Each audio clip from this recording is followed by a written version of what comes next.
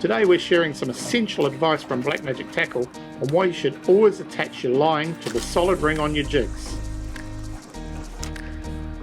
The biggest factor is it's the strongest connection point that you can connect your line to.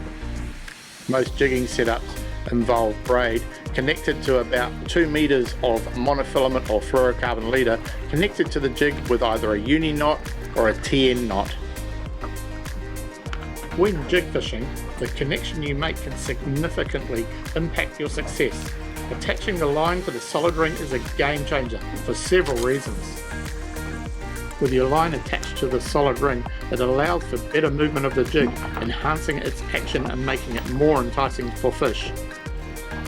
With the line attached to the ring, the jig can pivot freely, mimicking the natural movement of prey, which can trigger a strike from a fish that might otherwise be uninterested.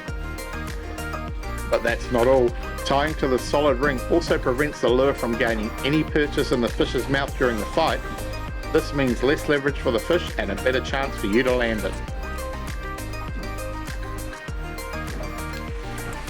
Tying to the solid ring also helps reduce line twist, ensuring smoother casts and less frustration while you're fishing.